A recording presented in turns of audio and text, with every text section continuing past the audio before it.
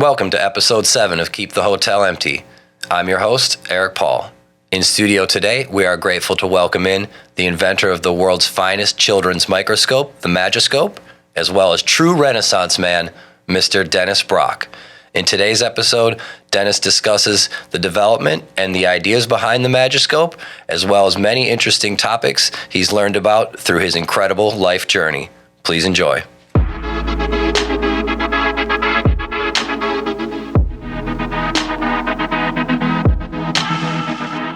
Welcome to Keep the Hotel Empty. Today we've kept the hotel empty for Renaissance man, inventor of the world's best children's microscope, Dennis Brock. Welcome, Dennis. Hi. How you doing today? I am glad to be here and glad to see you. Awesome. I'm very happy to meet you. I know you have quite a tangled story with all kinds of interesting turns. I'm wondering if we can take a start back where you start to find yourself getting into books and empowering yourself with knowledge and skill from the Free Library in Philly. You know, I say to people, in my own defense, as weak as it is, that they called it the Free Library. And I took that literally, but my main impetus was to learn everything I could learn. And I had in my basement, other than a 16-foot row house in Philadelphia, with one tree on the block, and the basement was the only way to get away from anything. And that wasn't the best. And in the basement, I had a box full of books that I had borrowed from the Free Library and never returned. And that was BC, before computers. And there was only one time that it ever became a factor. And I wanted that knowledge. Those books meant something to me. And I only took books that I would cherish. And I found myself buying books, getting books that were not fiction. They were nonfiction. They were everything about science, about everything from wildcrafting to armaments. And what did our jets, how fast did our jets go? And everything from military to botanical and gardening. And I just couldn't get enough books. And one guy came to the door one time, and I remember, and identified himself as coming from the library, the Free Library, started by Ben Franklin, who I really had the highest opinion of. I love Ben. Wow, that's awesome. You know, when Ben never spent a day in school, and they gave him honorary degrees. I'm waiting for mine to show up, okay? And he said he basically thought it was hilarious, the whole thing. So I had my own collection of books, and I amassed a large, an array of different specialties that I was into.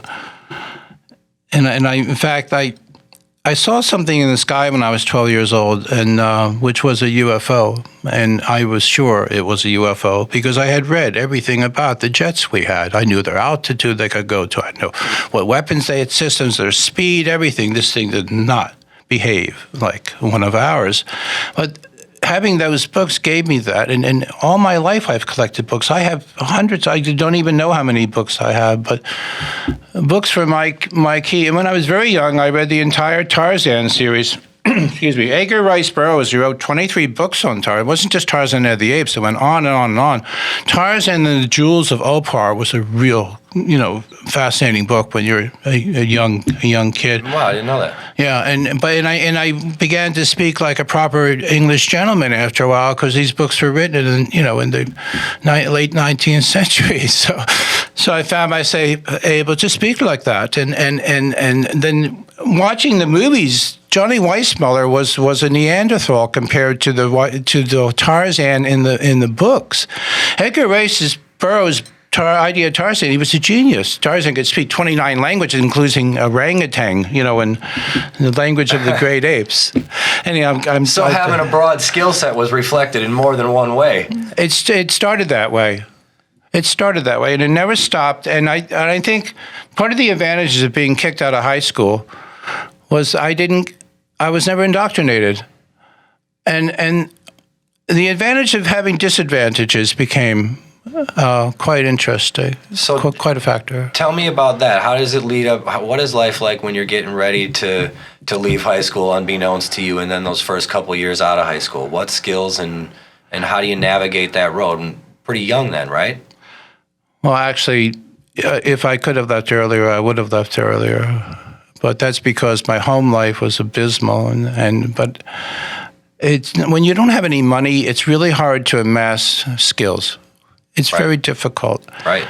And reading helped me, turn me on to things. I read a book called How to Play the 5-String Banjo, and bought a banjo for $50 at Sam Goody Music in Philadelphia, and taught myself how to fingerpick from a book. And then I taught myself how to repair furniture from a book. And it's because what did I have?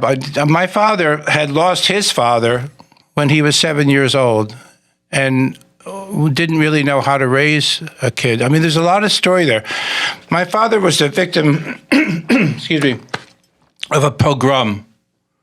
It's a word most people are not familiar with. Right. Pogrom, as in Mary. A pogrom, if I said to you rosewood, if I said to you wounded knee, and then I would say to you another word you've never, well, maybe you have Bialystok, Poland. Yeah. What you have is hatred in all its primitive form. Right. Against blacks, against American Indian, Native Americans, against Jews. My father was driven out of Poland by a pogrom where they were, on regular basis, they would just come out and take everything and just do whatever they want. See, when a country has rules that transcend the person,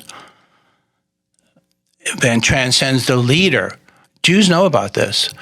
Everywhere they went, they had relative freedom in the Muslim world during the time when they were being persecuted in the Middle Ages. They had relative freedom, but it depended on who was in charge at the time.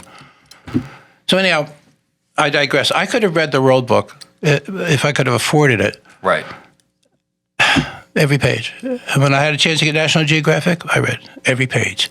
And lately I've read dozens of books on everything, mostly on reincarnation, on kids who remember past lives. But in the meantime, I have to make microscopes.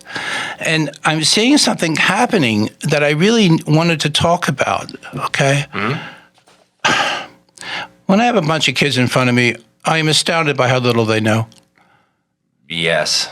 Okay, and it isn't just one-dimensional. They don't know anything about anything. And I can't blame it on artificial intelligence and the advent of the computer, although I think you can put quite a bit of that on.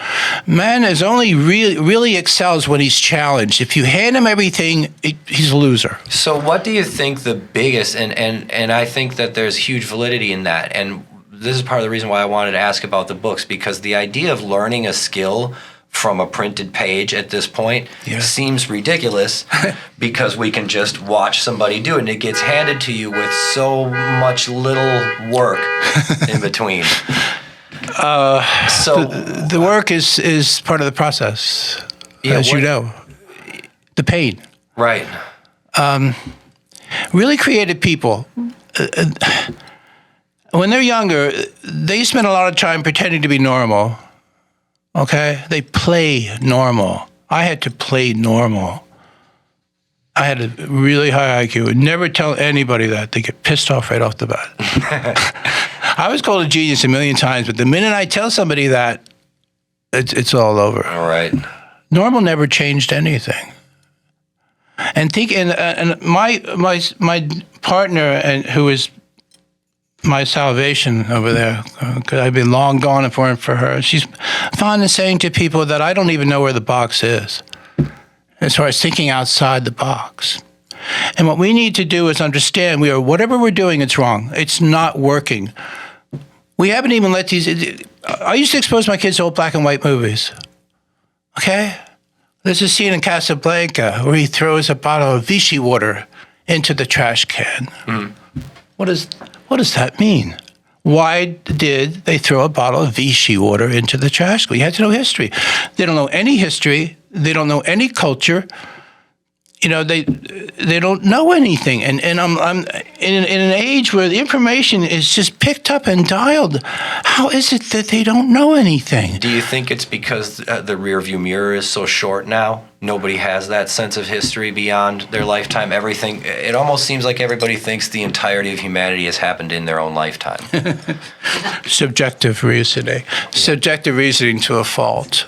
Well, that is in itself a form of narcissism. And it's very, when you're younger, everybody's a narcissist. It's a question of getting outside of yourself, growing up, transcending, learning that there's something out there besides yourself. I read a lot of books. Two of them were by Erich Fromm. He wrote The Art of Loving. He also wrote The Mind of Man and The Heart of Man. The Art of Loving and The Heart of Man. They're opposites. The Art of Loving talks about, right off the bat, he talks about the love of life versus the love of death. And he refers to it, he puts it in Latin terms, negrophilia versus biophilia. And what he's talking about, and I see this, there's a station I can go to on TV anytime I want to see the love of death. And they will show me every catastrophe they can, and they revel in it. Right. And we sense that. The ones of us who are really, I'd like to say, half-decent human beings, we sense that they're enjoying this.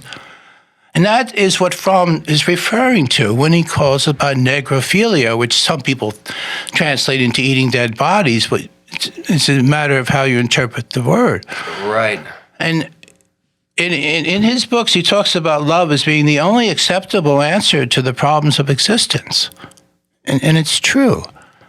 And if I would have had, and I've had many kids in front of me ask me how I did it, I couldn't have done it by myself. I had to have some kind of divine help, and I'm not going to say anything about that from there on, because I don't believe what they all believe. I separate faith. I mean, I have faith, but I don't have organized religion.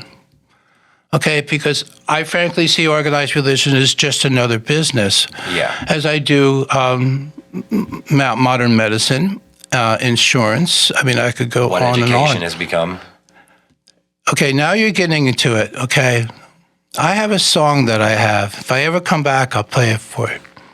Even the title will get a reaction. Now, I should have been a scientist. I could have been anything I wanted to be. Clearly. I'm a natural-born musician. I hear the song in the key it's being played. I fingerpick with all 5 fingers because I have 5 and because I'm self-educated. And being self-educated, there's no limit to it. So what I would say to them, in a broad sense, learn everything you can, gather every skill. To know nothing is to love nothing, Paracelsus once said. He was an alchemist.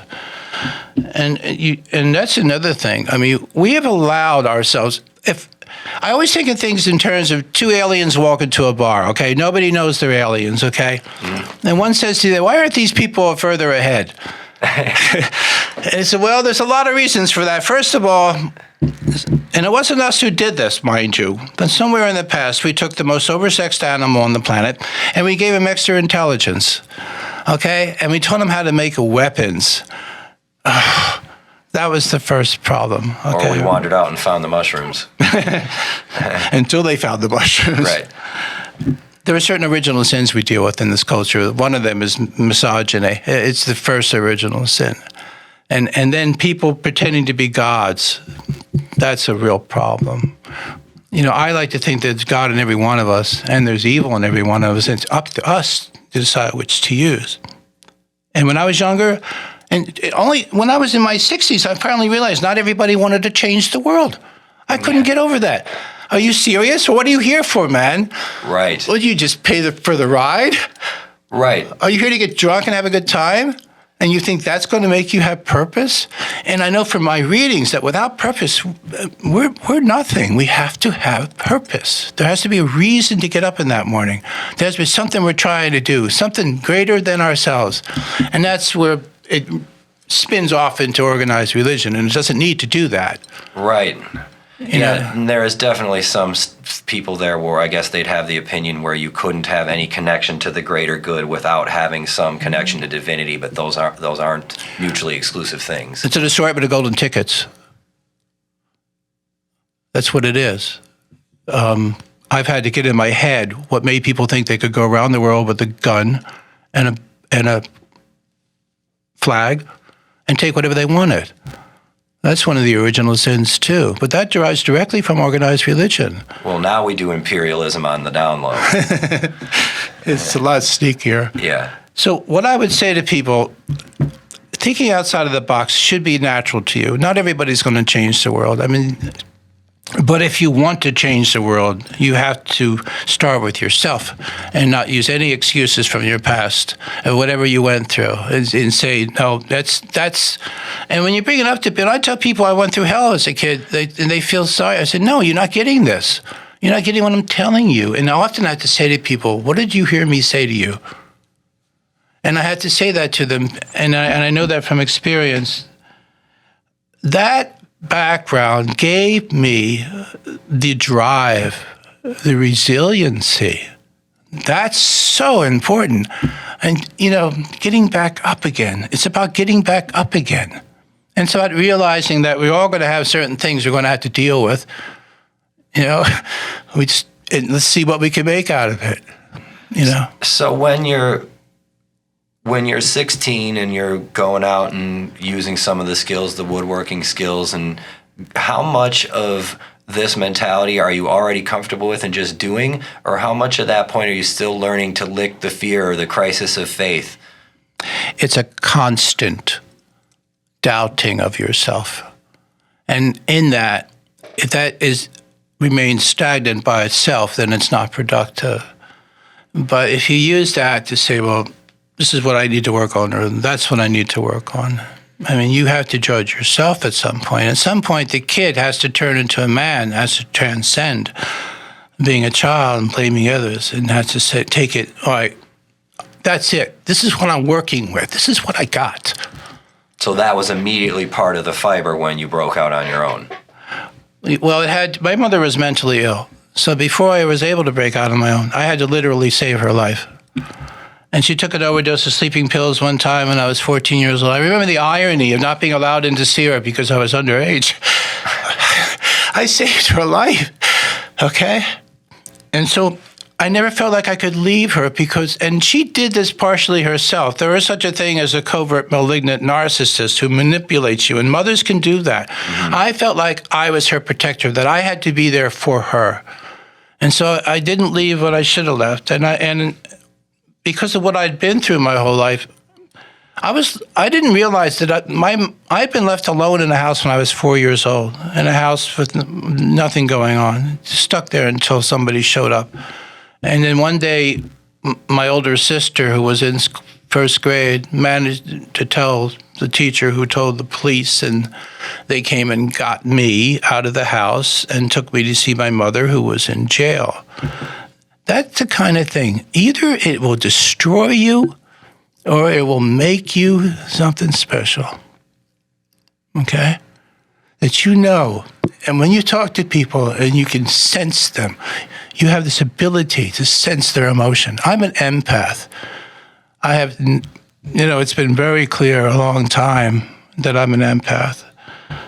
And I think if I didn't have a higher calling, I never would have made this microscope. Because I did everything opposite of conventional wisdom. Now, whether that's because I was self-educated, sure, but it was also my personality. I was told, make it till it'll break. I was told, make it in China. All these things, and I'm thinking, I'm going to make something that lasts for 100 years. So the solution to the mendacity is to be sure of yourself. But without those skills, you can't do that. So you've got to spend those first years gathering skills that give you purpose. Because when you started with the microscopes, you didn't have background with them. I did. I had microscope repair background. Oh, That's what I'm saying. You're right. You're right. When you very first started. Very first started, I was a completely mad, crazy person who had come over in the 1956 Communist Revolution, the Hungarian Revolution, and he didn't want to pay anybody anything, and he put an ad in the paper that he will train you to be a microscope repairman. He got like 12 people who came. I guess I lied better than anyone else. And, I always try, I hate lying. It doesn't stick well with me. So I said, I've been to Temple. I went to Temple. And I went to Temple to repair microscopes. No, I didn't go to Temple. No, I just lied. I said that later on in life. I told people I went to Temple, but actually I went there to repair microscopes. So I passed my way to the job. one of the salesmen there really took a liking to me, and he took me under his wing, and we went out, and I found myself with the most expensive, sophisticated microscopes on the planet. Which were all foreign microscopes, yeah? West German. Carl Zeiss, West Germany. Back then, there was no East Germany. I mean, there wasn't East, there was no United Germany. So West Germany is where all the good optical people went, and East Germany is where the machinists got stuck. The good people went west. People who know the history of this thing know at the end of the Second World War, the best people ran to the American side and the British side. And so I worked with the top name of these microscopes were $35,000 for one microscope, and that's 1970. Holy smokes. You know, and no, it was in the mid-60s. God, I don't even remember anymore. Anyhow, here I am, find myself with the most expensive microscopes on the planet. I've got to fix it. And if I didn't have some kind of help up there, the more I read, the more I get this feeling that we have these spirit guides who kind of whisper in our ears and tell, and we mistake them for angels, but it doesn't matter really what we mistake them for. Nomenclature. As long as we're tuned to that channel. Right. And some of us are not. And the older you get, the more you're able to tune to that channel. But the Magiscope, and let me tell you what's going on right now. Okay, this is very, very pertinent and why I'm here. Gotcha. We're falling behind rapidly. We're going down a giant rabbit hole, so to speak, black hole. When I turn on the TV now, I see microscopes. I never saw microscopes before. I see them on ads everywhere, and some of them I can tell exactly what they are because I know everything about these things. They're from 1966, some of these microscopes. And I am now competing with only Chinese microscopes. Now, Chinese microscopes, they are capable of producing something higher quality, but they know that we'll buy junk. Right. They know we will throw it away. They know we will have no concern for where it's going when it's thrown away. They know we don't think that far. They know we think in terms of weeks and they think in terms of years. They're selling us stuff, but within weeks, it winds up. Go to shopgoodwill.com. Anytime, go to shopgoodwill.com and look up my first lab. You don't even have to get to microscope. My first lab, that's another thing I hate, is that pandering. You know, my first lab, you're going to see what I have in that bag. Go, here, show that to them. Oh, this. This is what you're going to see. Right. Over and over and over again. Yeah, exactly. Now, there are 7 things that unscrew on this thing. There are 7 things that come apart on this thing. And many times, and right now, you can see about at least a half a dozen of these on Shop Goodwill. You won't see any Brock microscopes. Once in a while, you see a Brock Magiscope come on there. Now, I've been doing this since 1987. There are about 160,000 Brock Magiscopes out there, and you don't see them on Shop Goodwill. You see them on eBay being sold as vintage Brock Magiscopes. There you go. And they're getting good prices. And that tells you something. When these show up on shopgoodwill.com, they rarely get one bid. They're starting at $9.99 and they can't get a bid. And they tried to I taught them how to make a child's microscope and they still didn't get the message. They never had 2 lights here before, light up below, light above. I taught them that this microscope here doesn't need that. Take a look. Oh, this is even better. Give it there. I want you to try to use either eye. Which is your strong eye? My right eye. Oh, yeah. That is perfect. That is perfect. It looks great. We sold several of these to St. Augustine. They have a school there, a private school. It's the St. Augustine School for the Deaf and Blind. They bought an entire set from us because most people who are visually impaired still have a little sight. They're not totally blind, as most people think they are, which is silly. That's the category I fall into. Well, you saw something there. Absolutely. Now, if you increase the light, you would see more. But you notice there's no batteries. There's no cord. This is an attempt. Everything about the Chinese stuff is, look at this. It's shiny. It's new. It's like, are you fishing? Is that what you guys are doing? Look at the little pretty beads. So this, 7 things works. Unscrew from this. 7 things. And this one, when this unscrews, you can't get it back on again unless you're really good at it. So that means that unscrews you know once why? and it's broken. Well, you can see these in Shop Goodwill. You can see these literally with this not connected anymore. And they're brand new, and it's sitting in the box next to it. And so you have to. Why is that thing sitting in the box next? Because they can't get it back on again. These are plastic threads.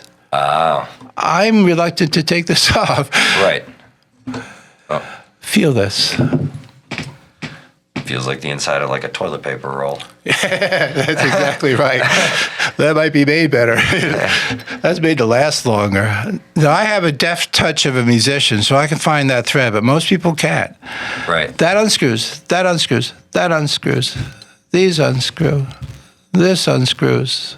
So as you're repairing these or seeing these designs, it's obvious that these faults don't need to be fixed. They need to be gotten rid of. When I started, they didn't make them this cheaply. They have gotten really good at doing things cheaply. And I talk about that in one of my songs. And there's a switch in here. By the way, it's too bright when it goes to the bottom. It's too bright because it's... Let me show you.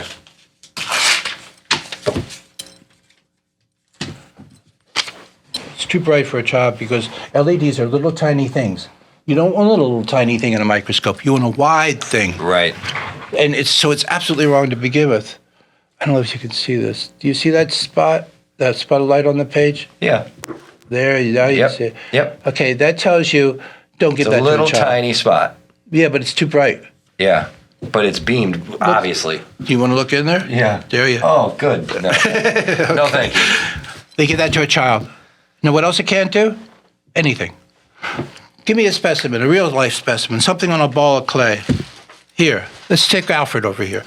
Now, if I put him on here, you have got a snowball's chance of hell of seeing him. Because anything higher than this, you can't put under there. The entire world of three-dimensional objects is now limited to you. I cannot see this under here unless he's down in that hole. And he's just right. Then maybe I can see it. Meanwhile, you lost the child's interest. These kids have no attention span. None. You've got to get them so fast. You've got to get their attention so fast. So not only Put that under that light. You'll get better light. not only the, oh yeah, I can see that plain as day. So not only the mechanical benefit of it, the longevity of it, but also that it makes the opaque objects and the things that anybody can get their mealy grubs on visible. Right. Now, here's what they're doing wrong. They don't teach microscopy to kids. First of all, there's nothing more important than a microscope when you're teaching life science. There is nothing even close. Nothing. And what makes you feel that way? Well, because every observation you make, there's a microscope that you can use and make it better. You have entomology, you have ornamental horticulture, you've got gardening, you've got geography, mineralogy. You want to do forensic science? Microscope. You want to see what's getting to your bugs? Microscope. You want to see what a fake Morgan silver dollar looks like? Which is on my microscope. And now that microscope, looking at the fake silver dollar, this light down here is not going to help you. Right, exactly. And you don't want to think about it. The core, the essence, the nut of all this, teachers don't have time to teach microscopy. They don't have the equipment. They start too late. And not only that, half of them are gym teachers who got talked into the job. Okay, and it's... I literally know one of those. You know what I'm talking about. I literally know a coach that's a science teacher. That goes into my, staring at the abyss. I wonder what that means. Things that piss me off, okay? Excellent list. Things that piss me off by Dennis Brock. It's good enough for beginners. What? What does that even mean?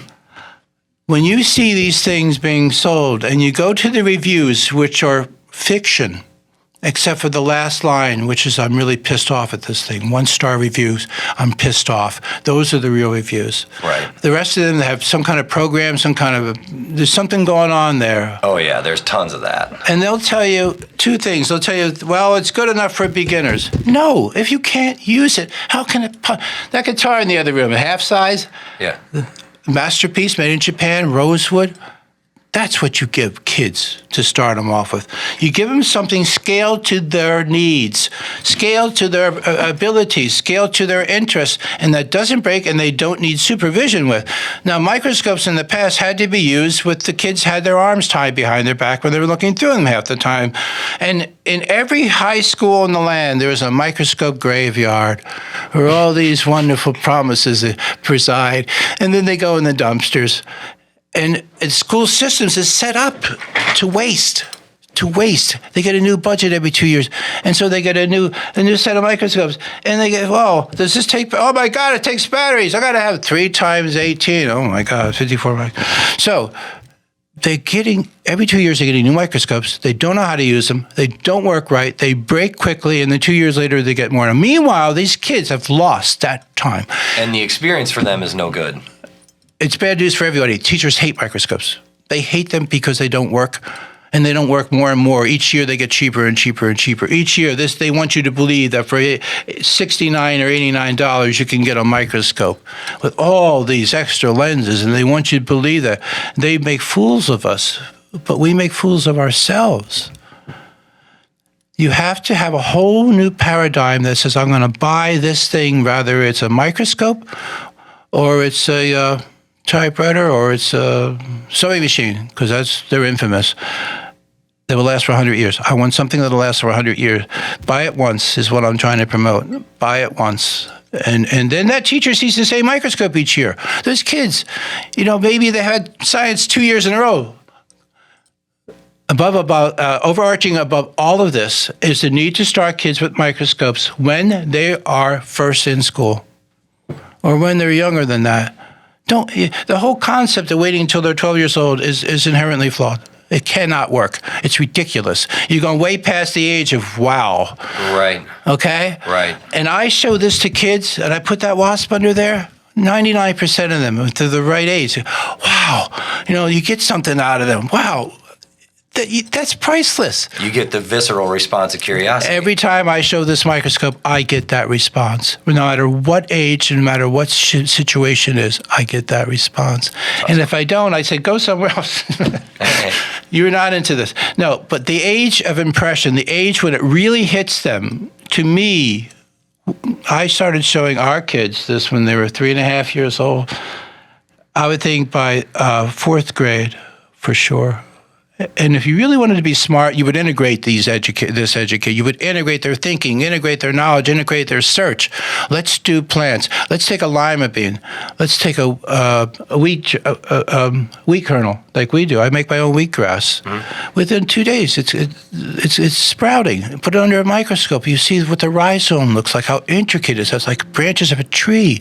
And then you'll see another thing come out the other end, and it's turning green. The other end is turning green. My God, if you cannot integrate art and science, then you shouldn't be teaching it. So when you said... And music. So when you said earlier, that it's not just the advent of the computer and things that took us off the ball, you think some of it is we're just now grossly neglecting the age of curiosity until too much distraction has broken its way in. Oh, you can't teach it to them when they're 12 years old. Especially, don't even think of doing it when they hit puberty. Even though they should have more of an interest at that point. What I find... Did you see the movie The Fablemans? I can't say I have. Okay, what's that famous director? Steven Spielberg as a young man. What turned him on to making movies is he saw a freight train. It was a model getting totaled in a movie. And it was done so well that it blew him away. And on the way home from the movie, you see this 7-year-old kid, his eyes are wide, and he's thinking about that scene where the locomotive just collides with another locomotive, and it's all fake, and he just can't get over it. And that was the genesis of Steven Spielberg. I'm saying get to them when the genesis is there, when that germ is there, when that age of inspiration is occurring. Get to them then. And you can't now because you're going to give them this. And you're going to say it's good enough for beginners. Right. Okay? That's a flawed ethos. You got to slap people like that. What do you mean good enough? When is it good enough? What does that mean? Yeah. The whole concept is flawed.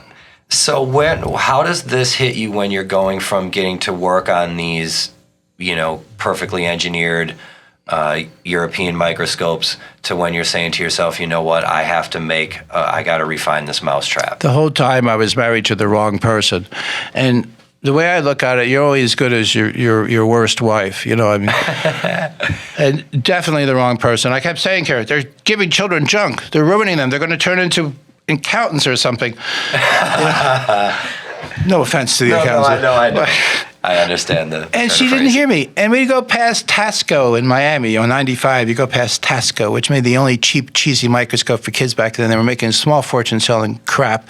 They would give them 87 accessories, but the microscope didn't work. That's so the plastic one with the mirror routine? Yes, okay. Yes. And they sold them and sold them and sold them. There was no alternative. And I'm ranting and raving. I'm working on research microscopes. And here I am thinking about the opposite end of the spectrum, which, by the way, didn't go over well. The other salesman, well, you're making kids microscopes. Hey, you know what? Guess who gets the last laugh on that one? None of them are employed anymore.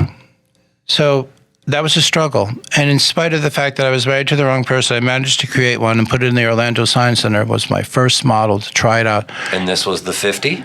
Yeah. Well, no, before the 50 was a weird one that was shaped like an actual microscope. It had two moving parts. Actual microscope, you mean like it had an arm like that, right? It had a curved arm and a horseshoe base, classic horseshoe base. But it had two moving parts, and I could make it with one moving part, which is what this has.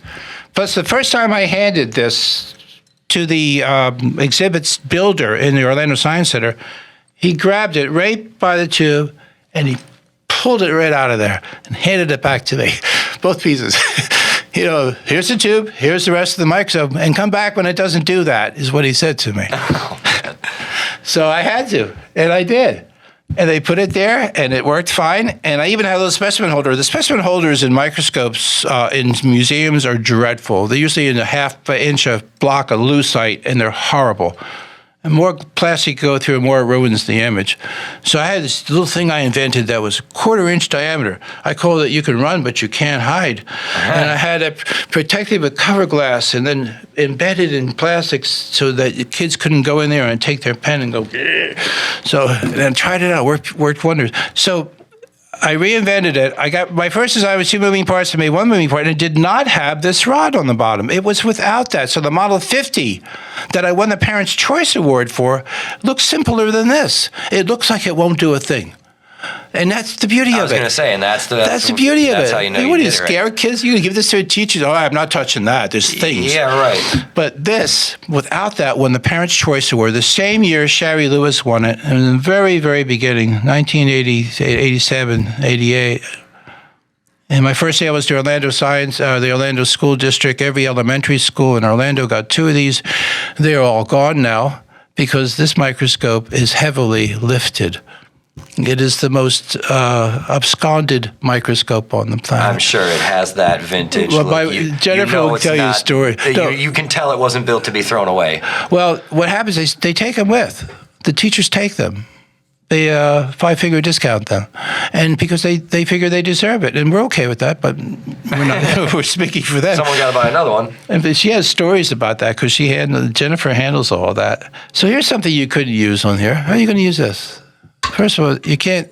Maybe you could use it here, but you could never use it there because it's high up in the air. Anything higher than a 1/2 inch. Right. Now, you cannot. You know what it is with kids? You can start up young and be fast as hell. If you can't get that specimen on there and get it working in 3 seconds, they're out the door. Mentally, they're out the door, even if not physically.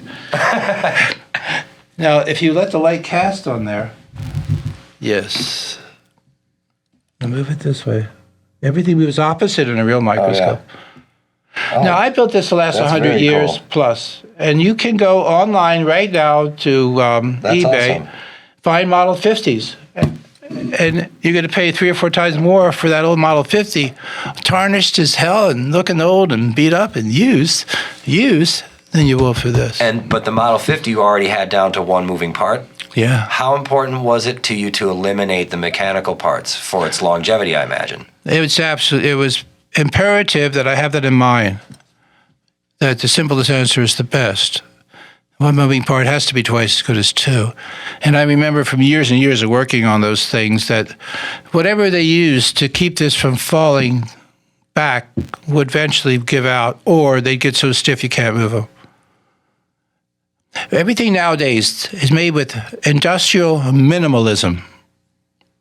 As cheaply as possible is another way of putting it. Mm-hmm. The switches they use in these things, if you saw them, what actually transfers the electricity from one thing to another, and you saw how puny it was, that you need a microscope to actually see the mechanism that is moving when I do this.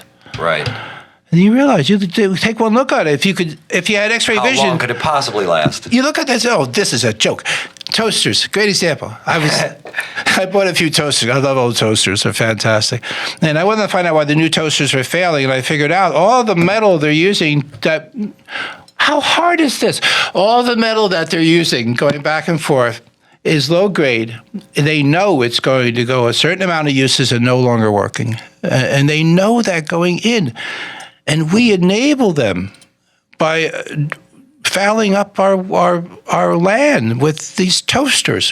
Where does the toaster go? And we need literally and figuratively. Yes, and we need to teach people there's no over there. There's no, or there's no throwing it out. Where's the out? Where is the out? You going to go to Mars and right. drop it off at the moon? Let's shoot it up into space. That's what I always say to people. What do you think, we're going to fire our garbage into space? Send it with Elon Musk. Go up there. Elon Musk could be our Here, take the trash. Man. Elon, take the trash out. You never did that when you were younger. Yeah, right. Anyhow. Hit me with a question. So you've managed to build something that was meant to have some longevity. Yes. But the 50 is not still, the 50 was the original. This is there was a 60 that only lasted a couple of years where I had put the rod in. Tell me about this. This is very cool. This is cool because the only thing I couldn't do before is what we in microscopes call transmitted light. You know, we have to always terms for everything. What they got the switch for. Right. Light through the bottom is transmitted light. Only useful for things that are translucent or transparent, such as amber. I knew people who would look for bugs in amber, would pay you for it, and they had to use a combination of light from above and light from below, which is exactly what this gives you. Right. You see, technically, this gives you ambient reflected from above and transmitted from below upon demand without thought and without adjustment. It's flawless. And I taught them how to do this, and they still couldn't do it. Making this clamp is extremely hard to do. This is made by hand. I make every one of these. And just doing this piece, I showed this to the machine. He said, oh, man, I don't know how to make that.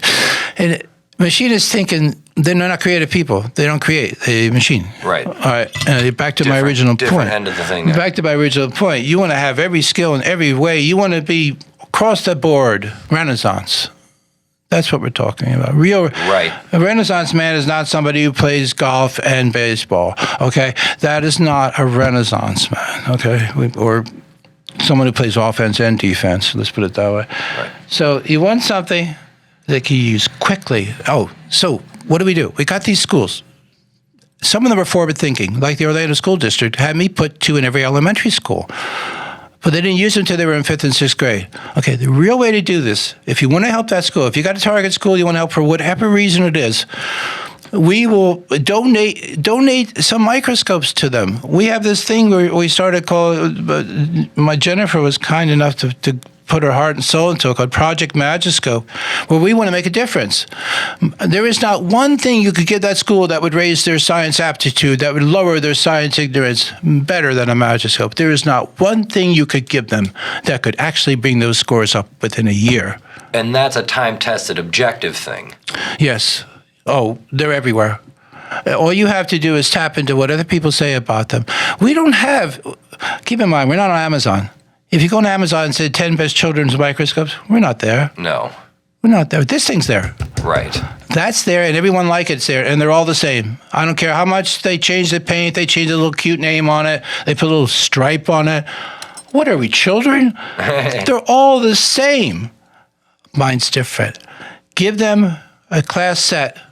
We give you a nice little frameable diploma-like thing, a certificate saying that you have donated these microscopes to them. Make it a memorial. We've already had one person do that. And her mother died of Alzheimer's. I brought a typewriter into her mother when she could no longer communicate with people, manual typewriter, and she was able to communicate through the typewriter. And I was singing old songs for them at the same time. I walk around, Sarasota typewriter, man. I'm on there. I'm playing, I'll be seeing you, and all the old, I'm walking down, they're typing, and this is great stuff. That's amazing. Yeah, I try to do what I can. You have to have purpose, and you have to whom much is given, much is expected. Okay. Heard. So that's in a nutshell. Project Magiscope will put scopes into people's rooms. They will know where it came from. I think it's a fitting memorial because it will not wear out. It will continue class after class, a whole new set of kids, a whole new set of kids. Can you imagine that? So, yeah, exactly, because the only bits of this that you ever had to worry about was when you initially had this on the 60, yeah? And then the 70, now this thing is a... Wait, well, let me show you the difference. I put this on there, and suddenly everybody thought that's where all the light's coming from. And what do you call this? Just the Lumarod. The Lumarod, okay. I invented that name. I like it. It's cool having people call it something that you created. Yeah, that's really why I cool. want to get that out there for sure. It makes me feel kind of cool. It is so cool. Anyhow, the Lumarod made it possible to do slides. And once we were able to do slides, well, what about going to higher power? We were locked into this originally. No, not really. These are standard lenses. I can unscrew this and put any standard 10x objective on here, and it'll work. But without light through the bottom, it doesn't work as well. The higher you go up in power with reflected light, the more light you need, the more difficult it becomes, the more shallow your plane of field becomes. And that's just the nature of optics. The nature of optics. It's physics. Okay. So let's say I wanted to turn this into a scope suitable for some kid who's 15 years old. The Lumarod did that. The only thing missing was a fine adjustment. Now, you see how this goes up in the air? Mm-hmm. That's my fine adjustment. The 60 didn't have that. It was straight across. And I had that. I had that in abeyance. I was holding on to that because I knew the Chinese were watching everything I did. They used to come to the shows, the national shows, stand there in front of me with their terrible suits on and pretend they can't speak English and start taking pictures of my stuff while I'm taking and putting it down on the table. And I'm speaking to them in an international language at that point to leave. Anyhow. And this is like the 80s, 90s? Yeah, they were seeing everything I was doing. They were very interested in me. But when they copied me, they did it half-ass. And I was told that years ago, they will copy you, but they will do a lousy job. Right. So that's really a lesson to learn for these people out there. Do something better than everyone else. Right. That's the key. Do something. Don't worry about the rest of it. Do it better than everyone else, and hopefully you can make a living and price it right. It's very hard for creative people to price things right. So the Model 70 was this incline. By having this rivet come out with a little piece of washer in there, I can then, when there's a slide on here, move this up and down on that plane. And that steadies it. Because as you go up in power, things become harder and harder to focus. You cannot hand hold 100x, no matter what they tell you. If you had a high power telescope, the higher up you go in power, the less you're going to be able to hand hold that. And is that just because the clear field narrows? No, it's because of the vibration. You cannot limit the vibration. And you're magnifying vibration. Everything you move, every movement you make is magnified. Okay, so if you're shaky, you're 100 times shaky at the end of that tube. You can't do it. Not only that, but everything's moving opposite. That throws you off too. Because your immediate instinct is to go this way, and you're fighting that, and then you're fighting this, and you're fighting this. You're fighting everything. So what you need is something for it to rest on that will gently go up and down when you turn it. Now here is what I like to think is genius. I had a fine adjustment. I can then put a high power lens on there. I had a guy who wanted to see if his vasectomy was reversed with my microscope. He wanted to borrow it, and I didn't want it back. Anyhow. That's a one-way street. That's true, by the way. If you could put a high-power lens on that, without this fine adjustment, you're going to have a hell of a time not going right through it. So this takes you... In fact, I can change this. So I knew somebody wanted to use a 100x, which is as high as you ever should go on a microscope. It's 100 down here. This is multiplied times this.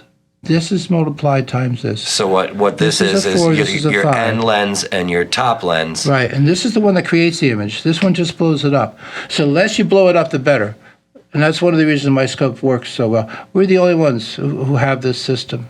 And with this, even one candle power is enough light for most people to see the image. One candle power, either through the bottom or from the top. So it's a perfect machine. So once you hit the 70, that has this slope in the collar. So right. haven't had a modification since then. Right. Well, actually, show me the camera system. I came up with this. Thank you for sticking with us. We hope you're enjoying the episode. If you'd like to make a difference and take your support to the next level, please visit our Patreon and consider becoming a member. Link in the description. Everything counts in large amounts. Thank you again. Now back to the show. Okay, let's say you wanted to take a picture of something, like Mortimer here, right? Yeah. You ever see Arsenic and Old Lace, the old movie? There's so many old movies. I could tell, a teacher asked me one time, what movies would you recommend? And the list was longer than she thought. Oh my God! I started with Harvey, with James Stewart, where he has a mythical friend who's an 8-foot-tall rabbit. Nobody can see it but him, and you have to accept it. You have to accept it, okay? That he sees this rabbit, and you don't see the rabbit. Right. No CGI. Oh, it's funny. You never see the rabbit. You have to imagine the whole thing. My God, imagination. Yeah, right. I have an image in here. Okay. So I want to put it up here. Oh, I hate this thing. What am I doing wrong? There we go. I hate these things. Yeah. Too many moving parts in there. I just don't like them. I want to position this over the eyepiece. This has been used quite a bit. A little higher. Okay. Put on here. All the attachments they have nowadays, the thing hangs right on the phone. Right on the lens, right on the phone, hangs right direct. Oh, see, it's turning it off for me because there's too much light in here. I'll show you.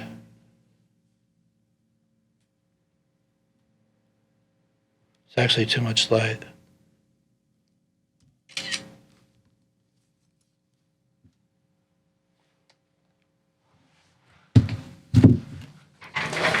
Wow. You gonna do it to me again? Yeah, give me that thing. So that gives you the microscopic. Shoot it. You get the microscopic image. Like perfect. Yeah. No, I have several patents in photomicroscopy, which it's that $1.25 you can buy a newspaper, but I am an expert on photomicroscopy, and I've been able. If you really know something, you can reduce it. That's another key. Yeah, tell me that. Reduce. The more you know, the more you can reduce. The more you see the unnecessary steps, the more you see the unnecessary overbuild of some design where others we can do this. It gives you such vision. It goes back to what I said, to know something is to love it. Right. And I love taking pictures through microscopes, and there's 1,000 of them in here. So this is called my Sierra system, and this one's faded because it's old, but I use flame on copper tubing to make patterns on there, and I use oak on the bottom. So what you're dealing with is pure copper and pure oak. Something that will last. It's all about that last thing. It's got to last. See, that almost seems like a really cool idea to kind of transition the gap between the instant gratification of kids wanting to fiddle with their phones all the time. And a study. And actually doing this. Yeah, a study. It'd be cool to donate those things in tandem and deliberately do it like that. This is my 4th or 5th iteration of a photomicrographic device. Say that 3 times real fast. Anyhow. I'll leave it to you. I like this one because I could teach a 6-year-old kid how to use this. Right, exactly. With a little patience. If I set it up for him, I get it in focus, I put it under there. All I did here is set this above that eyepiece. Exactly. I set it to about here. And you know why this has this on here? Because I was developing a whole nother creation. I have this, I made it looks like a gun. It actually looks like a gun. It has a microscope mounted on top of it. It looks like a rifle. It's so that you can hold the microscope up to the plant. Because somebody asked me, I want to take a picture, but I don't. But the plant's this big, and the plant's alive. And so I created it, and this was how I held the phone on it.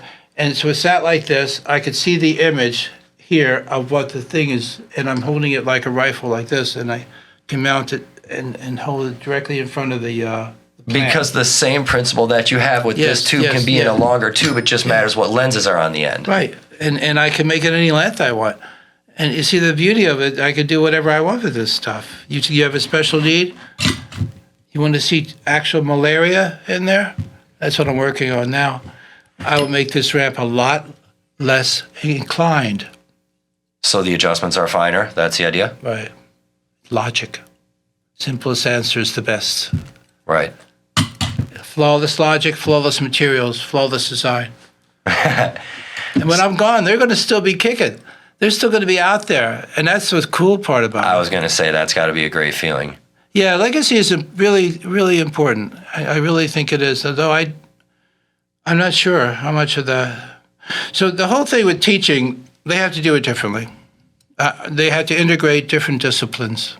They had to be able to have instructors who understand. The problem is, Einstein talks about this. You're spoon-fed their prejudices, the teachers. You're spoon-fed them. Oh. How are you going to think past that if that's all you know?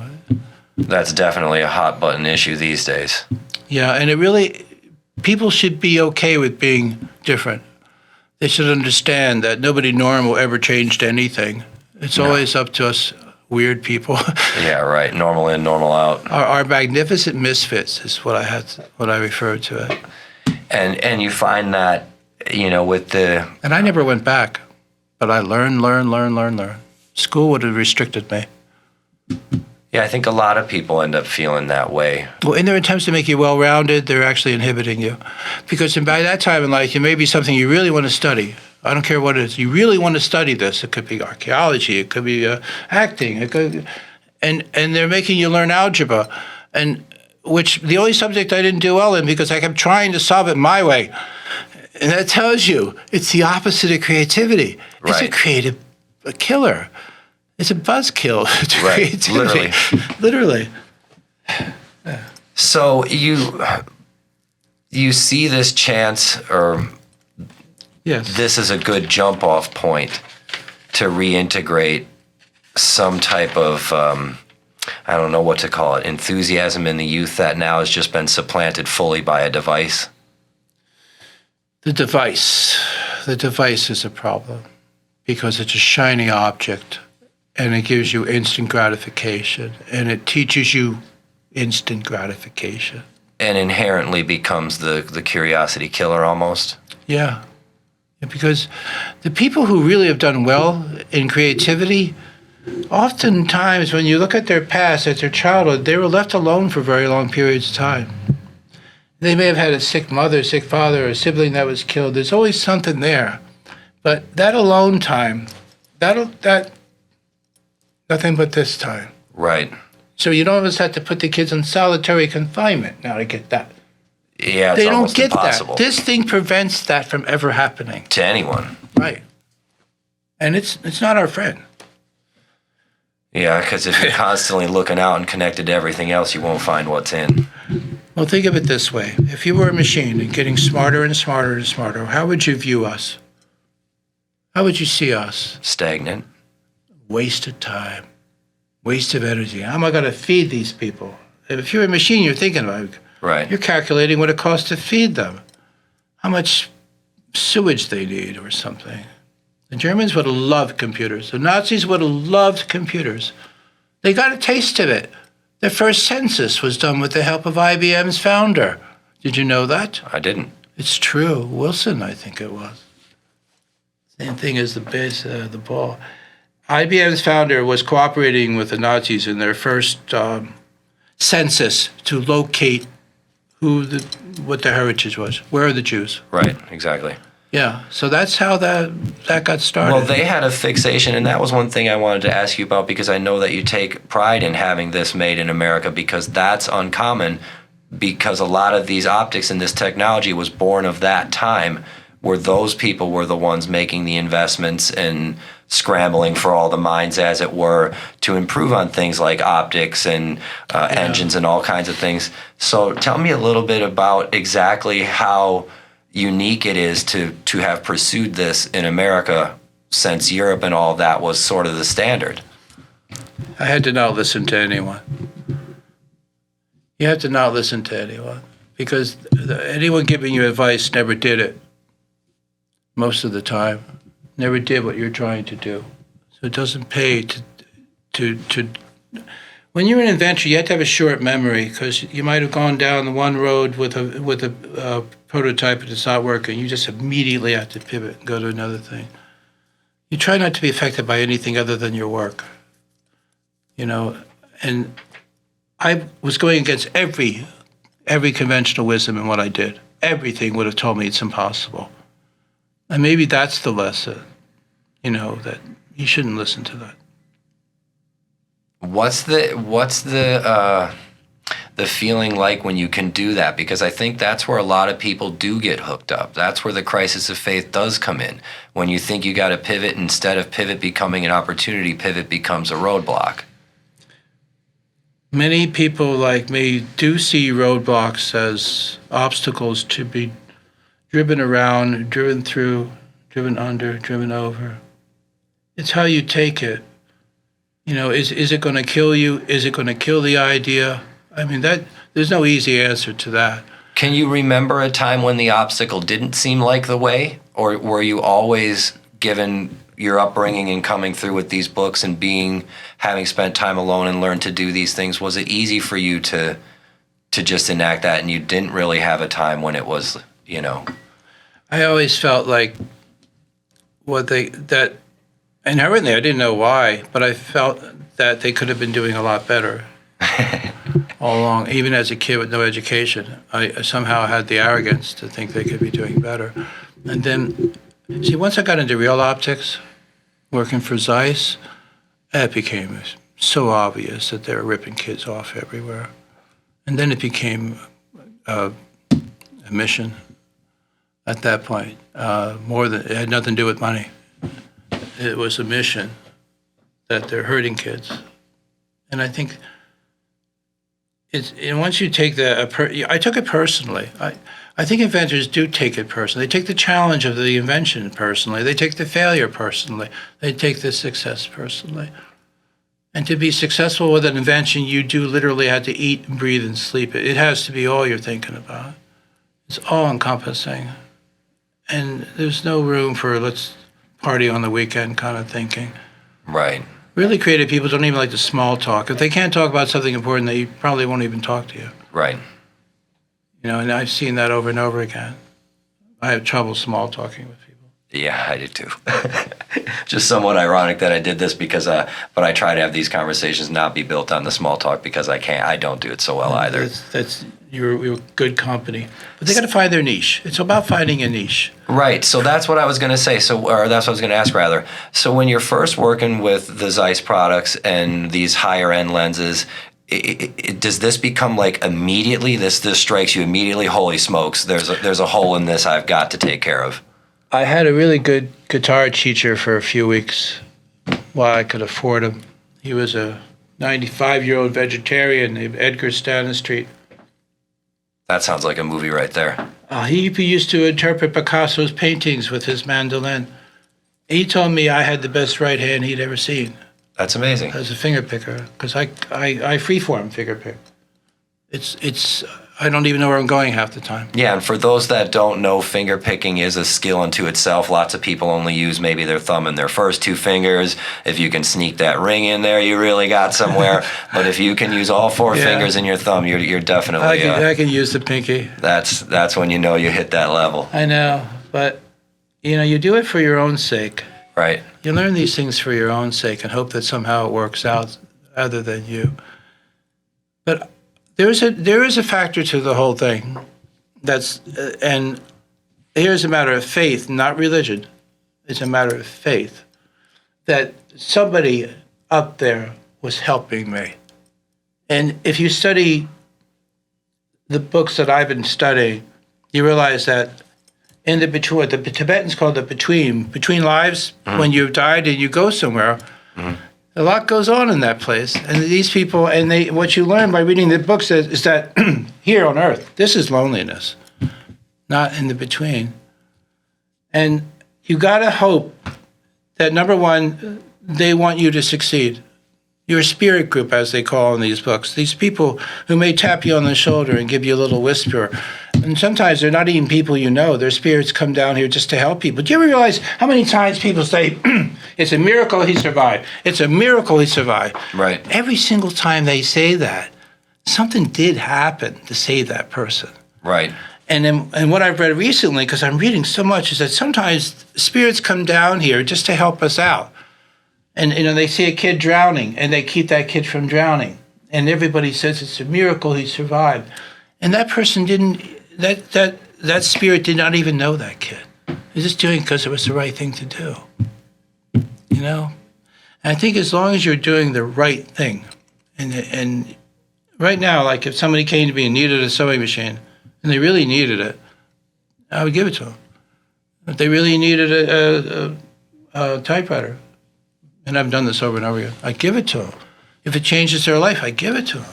Why not? How much of that distance from even minute altruistic states of mind do you think have impacted the kids that you see? You say a little prayer for each one that goes off. In your mind, you send positive energy to it. Right.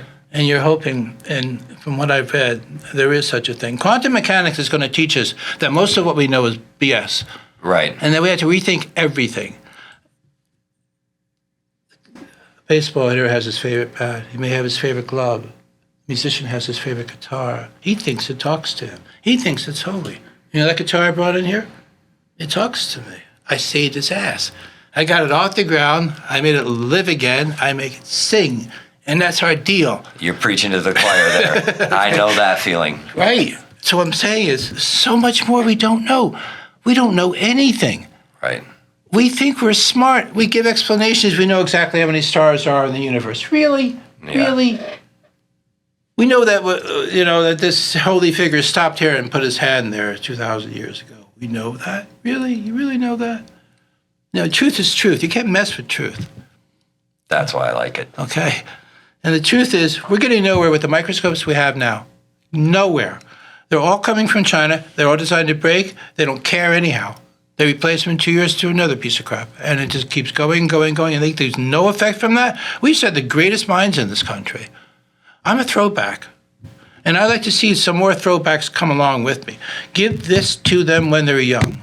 And then you're doing something. Make Project Magiscope. There are a lot worse things you could give your money to, like vacationing. Oh, yeah. Well, we will definitely make sure Playing we got... golf. Yeah. We will make sure that we have everything linked to do that for sure, because I think that's a great thing, and I would personally like to get I really involved with appreciate you guys having me in here. No, I'm very This has happy. been a that you- blast. Yeah, I think this is so cool.